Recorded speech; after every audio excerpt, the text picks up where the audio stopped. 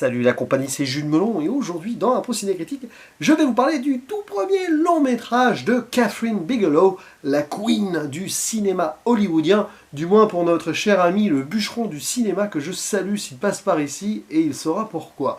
Alors elle co-réalise cette œuvre avec Monty Montgomery, qui a également été producteur notamment de Sailor et Lula. Et oui, David Lynch, il a même joué le cow-boy mystérieux dans Mulholland Drive, et donc ensemble ici, il nous propose en 1981, après il y a eu plusieurs sorties sur plusieurs années, de Loveless, métrage très peu connu en France, mais qui a vu les débuts dans un rôle principal sur grand écran d'un certain Willem Dafoe, tout jeune à l'époque, qui sera aussi dans Sailor et Lula. Je pense qu'il doit y avoir une connexion. D'ailleurs, il y a une petite histoire d'amour naissante là, dans cette œuvre qui va peut-être être mise en continuité dans Sailor et Lula indirectement. Citons aussi la présence de Robert Gordon, qui est musicien, on entend un peu sa BO. Il joue un des motards du film, Willem Dafoe étant le motard principal, parce que c'est un film de bikers, tandis que la jeune Telena, qui apparaît dans la deuxième partie plus ou moins du métrage, est interprétée par Marin Cantor. Alors, il s'agit d'un film assez désabusé sur l'Amérique, un film de motard hors la loi, si vous voyez ce que je veux dire, de Wild One en version 1981, et donc plus de 40 ans avant The Bike Riders qu'on a vu cette année en salle de Jeff Nichols. C'est d'ailleurs à cette époque que j'avais eu vent de cette œuvre-là. Alors je connaissais de nom le titre de Loveless, donc de ce premier long métrage de Kathryn Bigelow, mais je ne savais pas de quoi ça parlait. Ça tombe bien du coup de le voir là avant que je revoie The Bike Riders, d'autant plus qu'en ce moment sur Arte, je crois que c'est en ligne encore pour plusieurs mois, il y a un documentaire sur Kathryn Bigelow que j'ai commencé à voir et je me suis dit, bon allez, je vais le voir, ce premier long métrage de la dame qui trônait quelque part là, dans ma watchlist. Donc l'histoire très simple sur le papier de Vance, qui est un biker, que l'on voit au début, tout de cuir, révélé aux côtés de sa moto, au premier plan, et qui est seul pendant quelques minutes quand même, un peu en errance, si on veut. On entend sa voix off, il y a la musique de la BO qui s'arrête quand il démarre, elle reprend, tout ça. La route, c'est son éternité, il y a un côté très mélancolique et poétique là-dessus. Il va aider une femme qui a crevé un pneu, et on le voit, il n'est pas que en errance et poétique, il est aussi, disons que, trop entreprenant. Oui, c'est un hors-la-loi d'une certaine manière. Et il va s'arrêter dans un diner local, en Floride, je crois, puisqu'il se dirige vers Daytona Beach, pour rejoindre des amis à lui et assister à des courses automobiles de stock car. Mais en fait, ses compagnons vont le rejoindre dans ce diner, mais avant il a eu le temps quand même de parler avec la serveuse qui elle aussi s'ennuie, elle a perdu son mari. Il n'y a que des gens là-dedans qui ne sont pas forcément bien dans cette Amérique-là, de Loveless, quoi, les sans-amour. Et donc ils vont devoir attendre avant de repartir pour aller à leur destination finale, si on peut appeler ça destination finale, puisqu'il y en a un qui a un problème, donc il doit réparer au garage, et il y a le motard joué par Robert Gordon qui s'impatiente. Voilà, entre impatience, attente, ennui, il faut s'occuper, que ce soit avec de la musique, de la mécanique, des filles, ou autre, de l'alcool, ou du coca, parce que oui, petit placement de produits, mais bon, c'est l'Amérique. Fin des années 50, début 60 à peu près, s'il prend l'histoire. Et Vance, il va rencontrer une adolescente, je sais pas quel âge elle a, 16, 17, 18, j'en sais rien, au moins, qui s'appelle Telena et qui arrive en décapotable. Et on sent qu'elle a fui en fait, elle a fui son père, on n'explicite pas trop cela de suite, mais les deux vont matcher, ils vont se balader en voiture et terminer dans le motel pour faire un petit peu leurs petites affaires. Mais ça reste désabusé quand même, parce que elle aussi c'est une outcast, donc qui sort de la conformité américaine, en s'échappant belle, lui aussi, il ne fait rien d'autre que parcourir les routes américaines sur sa moto, et les deux, de toute façon, moins fois moins, ça peut pas forcément tout le temps faire plus, et quand bien même l'acte est consommé, il y a quelque chose qui reste diffus, on le voit dans le regard, dans la présence de Vance qui, face à la télé, comme hypnotisé par cette violence américaine qui est partout, enfin du moins qui va s'installer.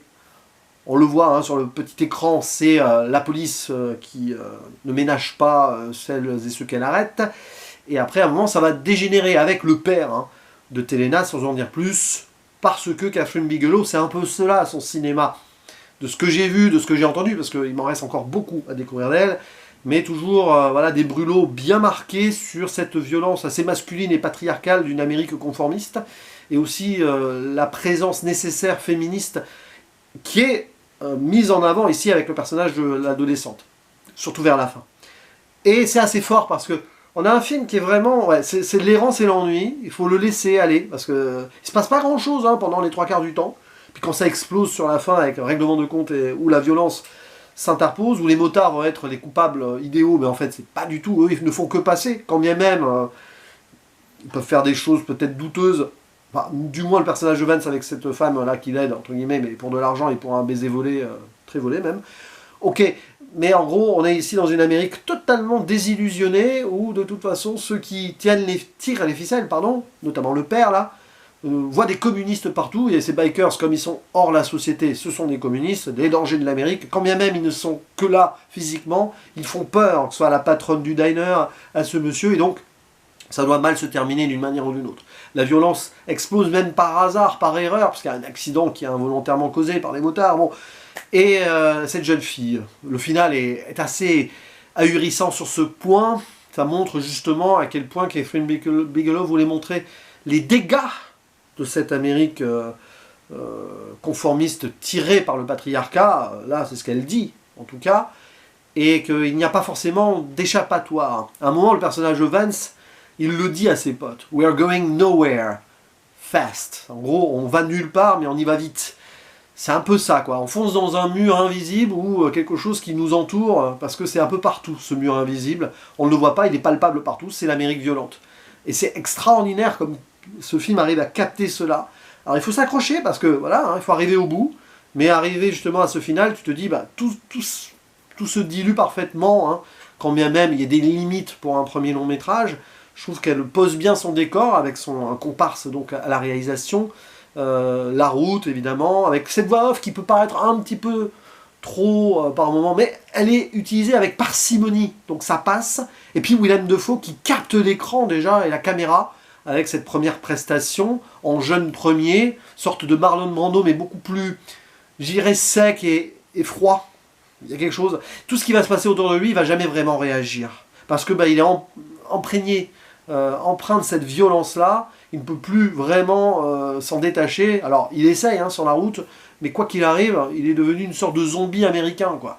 Et en fait, là-dessus, sur l'ambiance, ça montre peut-être bien mieux les choses, que ce soit politiquement, socialement et humainement, qu'un Bike Riders, qui par moments avait des très bonnes idées. C'est un film que j'ai quand même apprécié. Hein. Je vous renvoie à ma vidéo de l'époque, il faudra que je le revoie, juste, toujours le deuxième visionnage quelques mois après, qui dit les choses encore mieux. Mais là, je trouve que, parce que c'est avec plus d'économie de choses, alors évidemment, hein, c'est minimaliste sur pas mal de points, avec même la photographie qui va avec, mais ça capte bien cette société américaine un peu paumée au milieu de nulle part, où les gens subissent. Fin années 50, début 60, on n'est pas encore dans le mouvement contestataire, hein, mais on voit que, enfin, ça commence à poindre et à naître. C'est vraiment là, quoi, ça bouillonne. Mais ce n'est pas la présence de ces motards qui va tout changer, au contraire. Eux, bah, ils essayent de fuir, plus que de se battre, ça se sent. Et de tuer le temps, parce que c'est ça, hein, à un moment, ils ne veulent pas que l'Amérique les tue, d'une manière ou d'une autre, eux, ils doivent tuer le temps, et jamais rester au même endroit, ce sont des nomades, hein, comme le dit un des personnages. Donc voilà, évidemment, ce qui est fort, c'est que on a ce build-up qui va nous mener vers l'explosion finale, et c'est bien maîtrisé pour une première œuvre. Alors, Kathryn Bigelow avait déjà fait un court-métrage avant, qui montrait la violence masculine, hein, aussi, surtout. Et après, je crois qu'il faudra que je revoie celui qu'elle a fait après, parce que j'en ai parlé sur la chaîne, hein, After Dark, hein, c'était ça le titre en VO. Je l'ai évoqué, alors, je sais pas que j'étais passé à côté, mais je pense que je le comprendrai mieux en le revoyant avec ce premier film-là, paradoxalement. Cette installation-là, c'est l'Amérique zombifiée avant l'heure, quoi. Là, on n'est pas dans un film d'horreur, comme elle le fera après, enfin, voilà, un film de zombies, tout ça, mais on y est déjà, ce sont des prémices, quoi. Et voilà, comment l'Amérique aspire à l'âme, ou la vie, tout simplement, de certaines personnes qui veulent se sortir du système, mais qui sont quand même bloquées dans ce système, quoi qu'il arrive, parce qu'elles sont obligées d'arpenter les routes, et de s'arrêter, de consommer, etc. C'est pour ça qu'à Coca-Cola, à un moment, c'est pas anodin que ça revienne souvent, cette idée-là. Donc, The Loveless, je vous le conseille. N'hésitez pas à laisser un commentaire si vous l'avez vu, parce que ça, c'est le genre de vidéo qui va bider, hein, entre guillemets. Bon, je m'en fiche des chiffres hein, sur la chaîne, vous le savez. Mais Très peu de gens l'ont vu, ce film. Il est plus ou moins facilement trouvable. Donc, si vous avez l'occasion de le voir, regardez-le, parce que Catherine Bigelow, après c'est Point Break, Strange Days, tout ça, Détroit, ça c'est connu, beaucoup ont vu. Mais voir ces premières œuvres-là de certains cinéastes, donc ici celle qui deviendra brièvement l'épouse de James Cameron, c'est passionnant. Et justement, à la place d'une réalisatrice en cinéma américain, alors là c'est pas Hollywood encore, hein, on n'y est pas, hein, mais elle impose sa patte, et avec ce film-là qui tranche dans l'art, eh bien, elle percute. Et c'est pas pour rien qu'après, on lui donnera sa chance. Voilà. Donc, à vous la parole, et je vous dis à la prochaine. Ciao!